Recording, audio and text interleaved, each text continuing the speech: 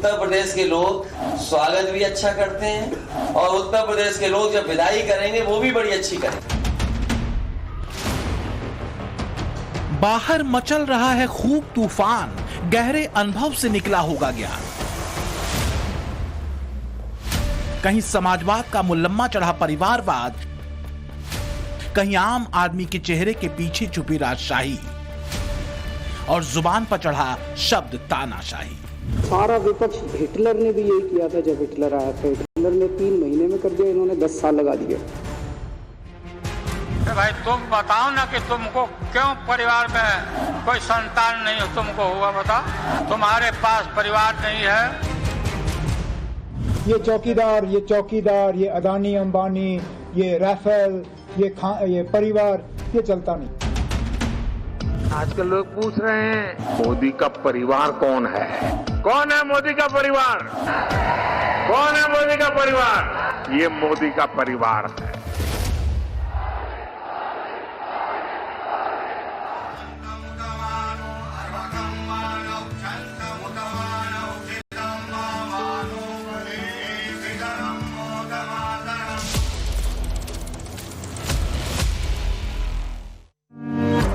गली नुक्कड़ चौक चौराहों पर चाय की दुकानों पर राजनीतिक उबाल है।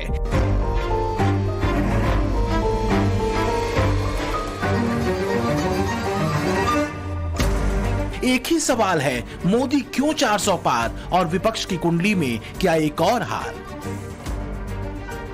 क्योंकि जो सर्वे है, जो रुझान है, जो विपक्षी मंचों का दृश्य है, जो जुबान है, उससे तो यही लगता है कि मोदी 400 पार कर जाएंगे और विरोधी ही ये सीटें दिलाएंगे।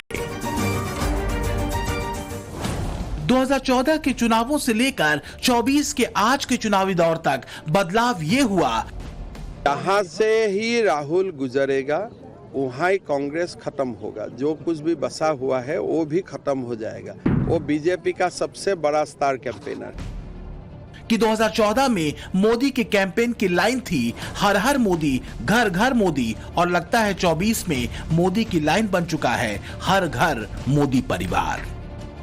कौन है मोदी का परिवार? लेकिन क्या मैं भी मोदी परिवार की लहर बस सियासी शोर भर है, या इसका कोई सिरा चुनावी मूड और मोदी के काम पर राष्ट्र के फील गुड से वाकई जुड़ता है?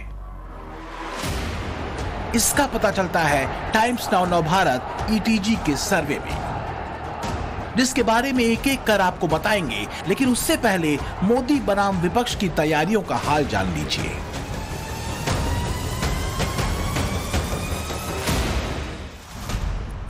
एनडीए का कुनबा बढ़ रहा है, नए नेता बीजेपी में आ रहे हैं, सहयोगी दलों से सीट फाइनल हो रही है। ओडिशा में बीजेडी के साथ गठबंधन हुआ तो त्रिपुरा में मुख्य विपक्षी दल टिपरा मोथा एनडीए में शामिल हुआ। तो वहीं आंध्र प्रदेश में टीडीपी, बीजेपी और जनसेना का सीट शेयरिंग का फार्मूला तैयार हो गया।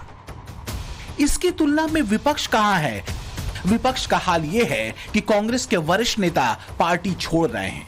मध्य प्रदेश में सुरेश पचौरी बीजेपी में शामिल हो गए तो गुजरात में अर्जुन मोढवाडिया, अम्बरीश ढेर भी बीजेपी के हो गए। समाजवादी पार्टी के कुछ नेता और एमएलसी भी बीजेपी के पाले में चले गए। उसमें वर्क कल्चर नाम की कोई चीज रही नहीं, और आप देखते हैं कि आज कोई भी देखो, कोई न कोई स्टेट्स में या एमएलए भाग रहे हैं, एमपी भाग रहे हैं, एक्स चीफ मिनिस्टर भाग रहे हैं, मुझे लगता है दौड़ रहे हैं। उसका मतलब है कि वहां की लीडरशिप अपने लोगों को लीडरशिप प्रोवाइड करने में नाकाम हुई।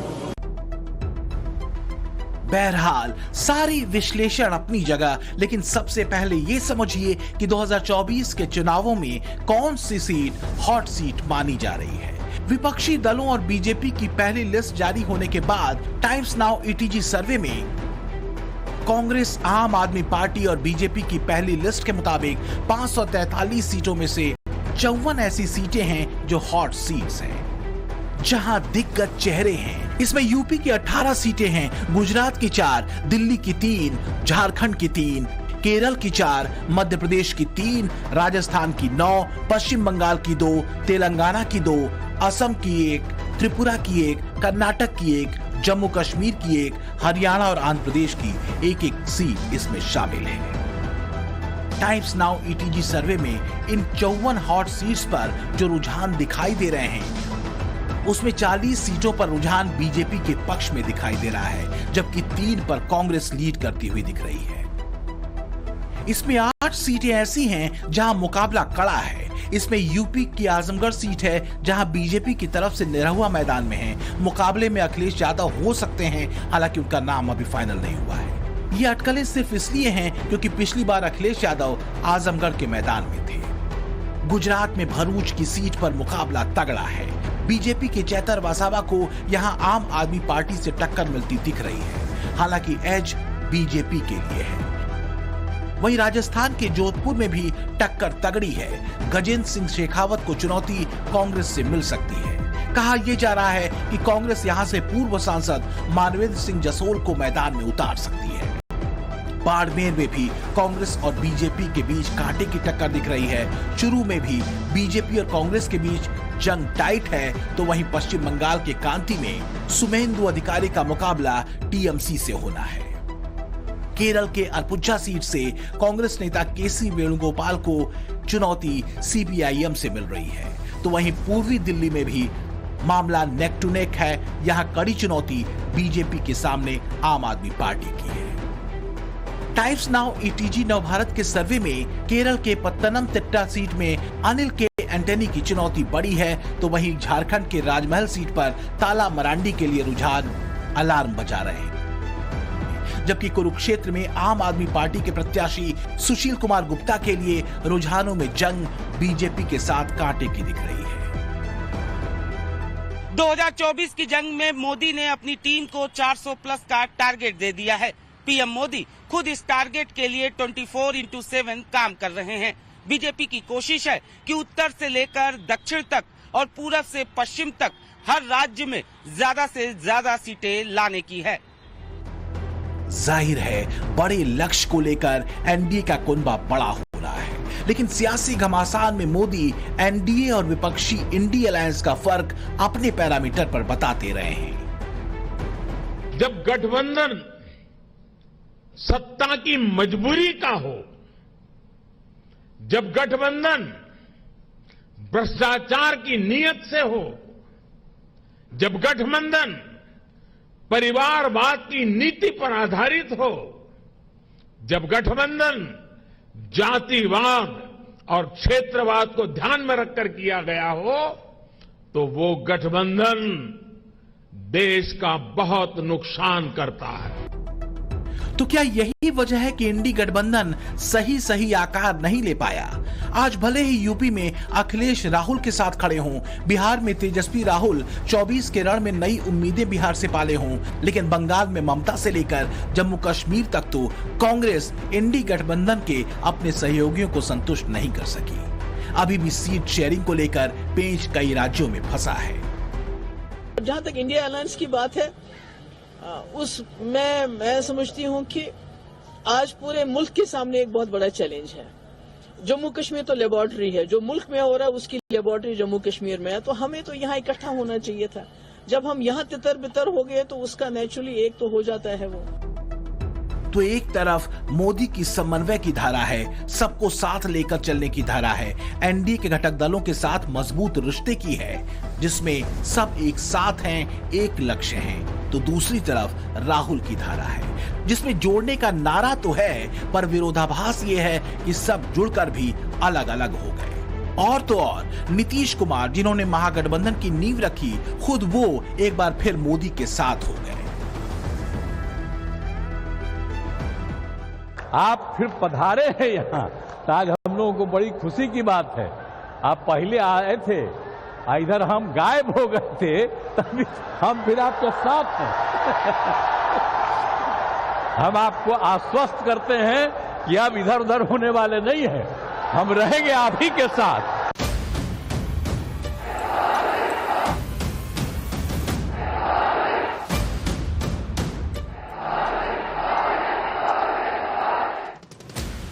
भरोसा तभी बनता है जब नजरिया साफ दिखता है। गुजरात मॉडल को लेकर केंद्र की राजनीति में उतरे मोदी ने बीते 10 वर्षों में अपने स्पष्ट नजरिए से ही भरोसा जीता है। चुनावी मैदान में और इससे इतर भी मोदी का प्रहार परिवारवाद, तुष्टीकरण, भ्रष्टाचार, जातिवाद और क्षेत्रवाद पर रहा है। 2024 के लिए बीजेपी की रणनीति मोदी के इन्हीं पंच प्रहार पर तैयार हुई है। खास बात यह है कि इसी रणनीति ने ममता से लेकर लालू तक को मोदी की पिच पर खेलने को मजबूर कर दिया। फिर चाहे वो परिवारवाद का मुद्दा हो या देश में सीएए को लागू करने का, चाहे पीएम मोदी हो या बीजेपी के चाणक्य अमित शाह, 400 प्लस के टारगेट के मद्देनजर दोनों की नजर उन राज्यों पर टिकी है जहां बीजेपी के लिए गुंजाइश ज्यादा दिख रही है। संदेश खाली कांड के बाद से बीजेपी बंगाल में बेहद एग्रेसिव है। इसी साल जनवरी में बंगाल में केंद्रीय गृह मंत्री अमित शाह ने एक बार फिर सीएए के मुद्दे की चर्चा मंच से की थी। मुझे बताओ भाइयों बहनों, जिस राज्य में इतनी घुसपैठ होती हो वहां कभी विकास हो सकता है क्या? जोर से बोलो, हो सकता है? और इसीलिए ममता बनर्जी सीएए का विरोध कर रही है, सीएए कर नहीं रही। मगर मैं आज इस सभा में कहकर जाता हूं, ममता दीदी, सीएए देश का कानून है, इसको कोई रोक नहीं सकता और हम सीएए को लागू कर रहे हैं।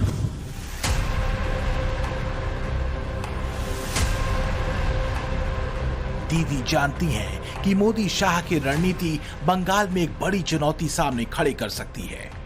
इसलिए बंगाल में ममता अचानक एक्टिव हो गई हैं। तो क्या संदेश खाली की घटना के बाद जमीन पर कोई संकेत दीदी को मिले हैं? ईटीजी रिसर्च के साथ टाइम्स नाउ नवभारत के सर्वे का रुझान संकेत दे रहा है कि अगर अभी चुनाव हुए तो एनडीए को पश्चिम बंगाल में 20 से 24 सीटें मिल सकती हैं, जबकि टीएमसी के लिए 17 से 21 सीटों का रुझान मिल रहा है। इंडी गठबंधन को 0 से 2 सीटें मिल सकती हैं।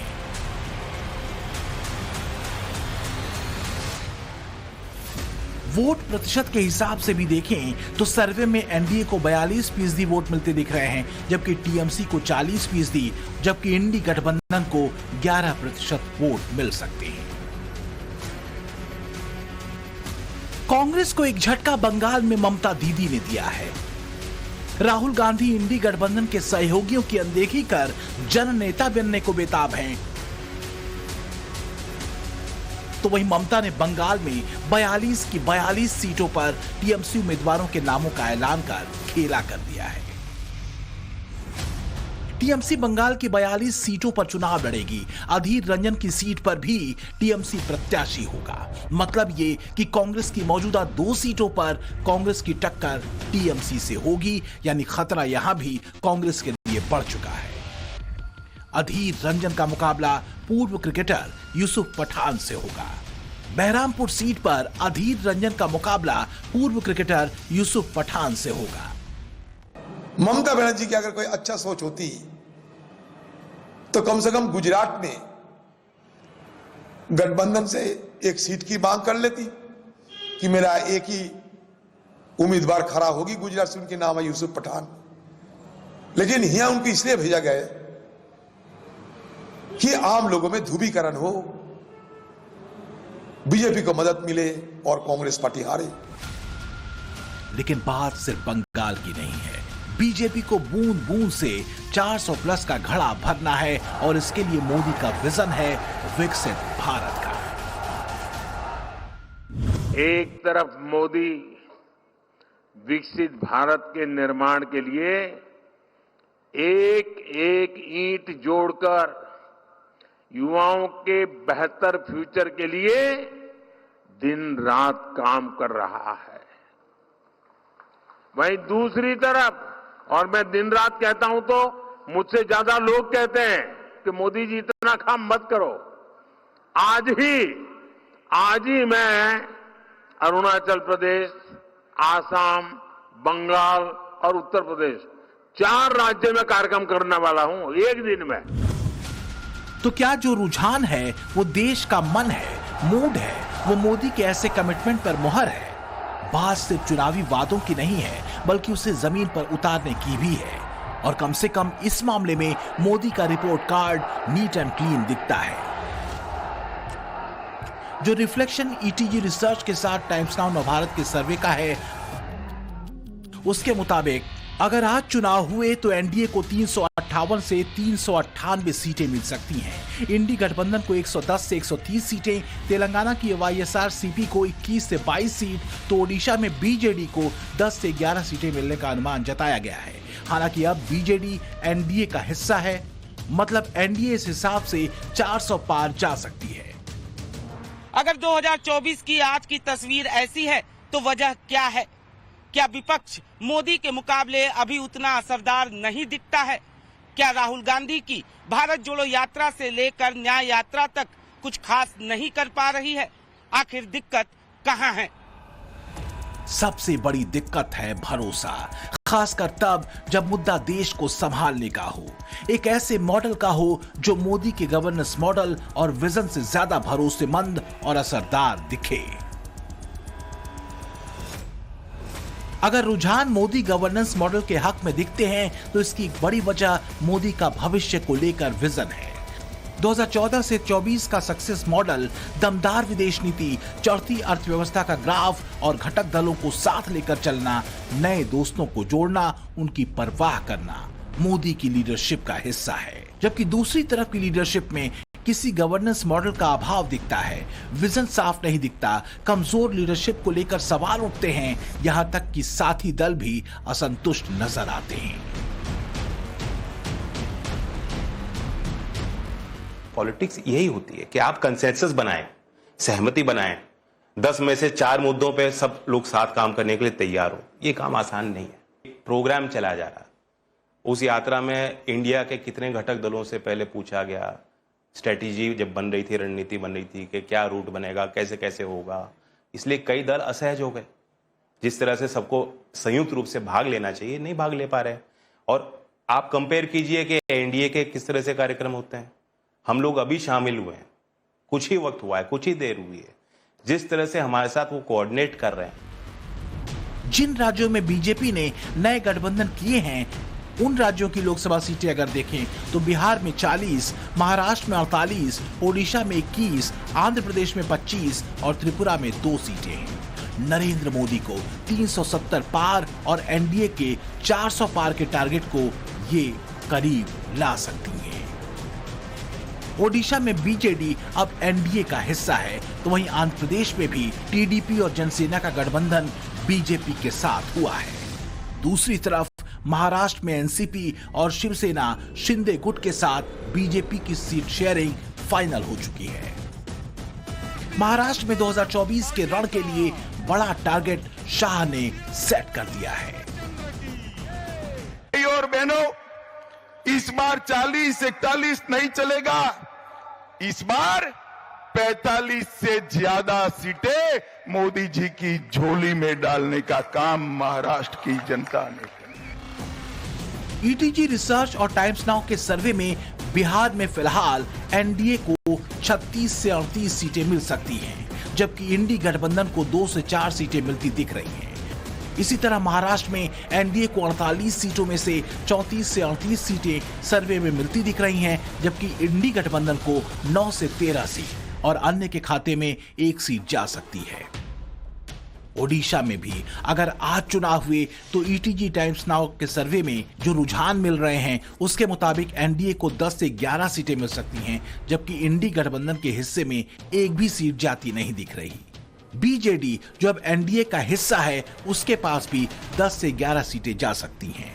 ऐसे रुझान एक तरह से ओडिशा में एनडीए की क्लीन स्वीप दिखा रहे हैं। आंध्र प्रदेश में वाईएसआर-सीपी को 21 से 22 सीटें सर्वे के रुझान दे रहे हैं, जबकि एनडीए के घटक दल टीडीपी और जेएसपी को 3 से 4 सीटें मिल सकती हैं।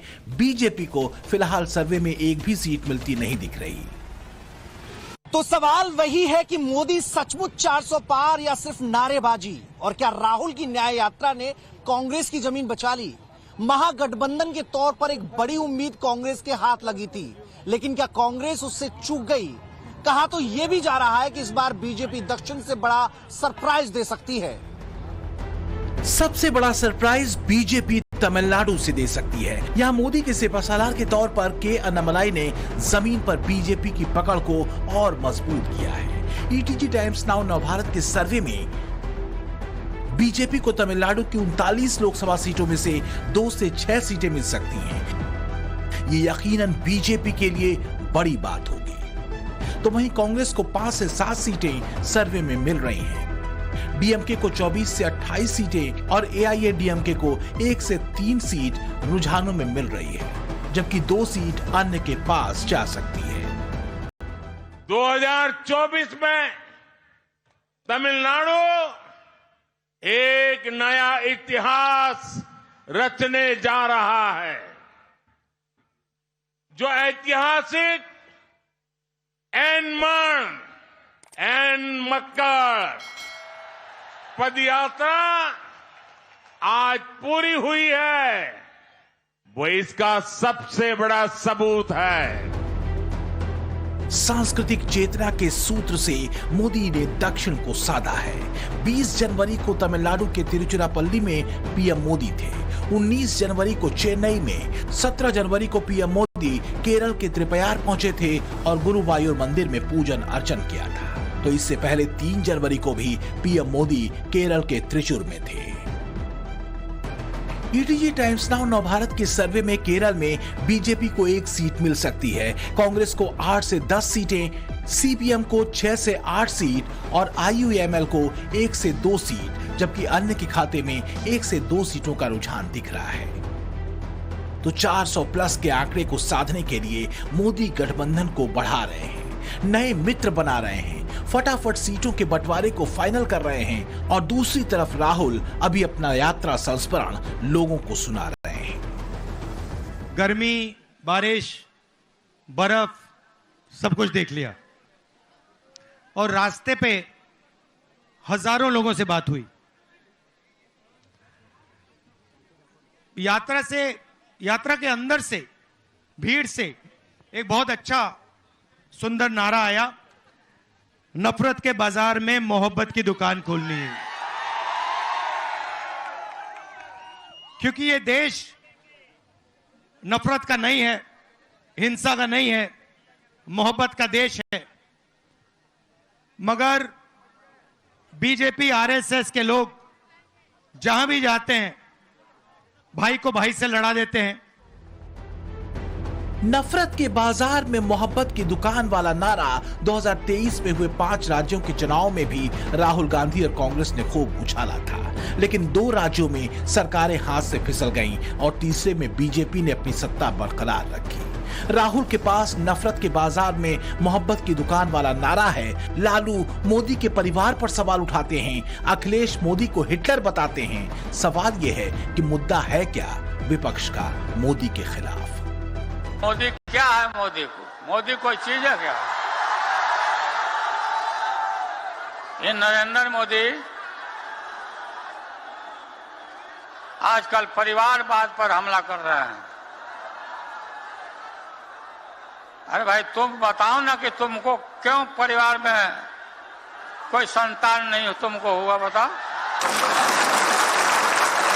जो लोग 14 में आए थे वो 24 में जाने वाले हैं और 10 साल हिटलर का ही समय था। 10 साल से ज्यादा वो नहीं रह पाया वहां पर, तो 10 साल तो इनका भी पूरा हो गया। तो मैं तो अपने, वो मुझसे हालांकि सियासी तौर और उम्र के लिहाज से बहुत सीनियर हैं, लेकिन मुझे थोड़ा बहुत जो तजुर्बा है वो यही है कि हमें इस तरह की सियासत जो है वो छोड़ के हमें लोगों के मुद्दों की सियासत करनी चाहिए। ये चौकीदार, ये अदानी अंबानी, ये राफेल, ये परिवार, ये चलता नहीं है। मोदी का परिवार, देश की 140 करोड़ की जनता, ये मोदी। लालू ने मोदी पर परिवार वाला तंज कसा और 24 घंटे भी नहीं गुजरे कि मोदी के खिलाफ यही शब्द मोदी के समर्थन में एक लहर में तब्दील हो गए। सोशल मीडिया पर ट्रेंड करने लगा, मैं भी मोदी का परिवार। देश का सियासी मूड सिर्फ एक सर्वे नहीं बता रहा, बल्कि कई ऐसे सर्वे हैं जो 2024 की चुनावी जमीन पर मोदी को 400 सीटों के नजदीक खड़ा पा रहे हैं। जबकि कांग्रेस जहां थी वहां से पीछे ही दिख रही है। टाइम्स नाउ नवभारत ईटीजी के सर्वे में जहां एनडीए को 398 सीटें मिलती दिख रही हैं, तो वहीं सीएनएक्स के सर्वे में यह आंकड़ा 378 सीटों का है, जबकि मेट्राइज एनडीए गठबंधन को 377 सीटें अपने सर्वे में दे रहा है। इसके मुकाबले इंडी गठबंधन को टाइम्स नाउ नवभारत ईटीजी के सर्वे में 100 सीटें मिल रही हैं। वहीं सीएनएक्स के सर्वे में इंडी गठबंधन को 98 सीटें जाती दिख रही हैं और मेट्राइज के सर्वे में 94 सीट। हालांकि अभी वक्त है, लेकिन राजनीति में वक्त रेत की तरह फिसलता है और बीत जाता है। 10 साल कांग्रेस ने बिना सत्ता के बिता दिए और 10 सालों में मोदी ने अपनी लकीर खींची है। एक तरफ विजन सत्ता में आने भर का है, तो दूसरी तरफ 2047 के भारत का। एक तरफ घूमकर अटकती वही जाति की सुई है, तो दूसरी तरफ नए भारत का स्वप्न है। सवाल यह है, 24 का भारत किसे चुनेगा? Bureau report, times now Navbharat.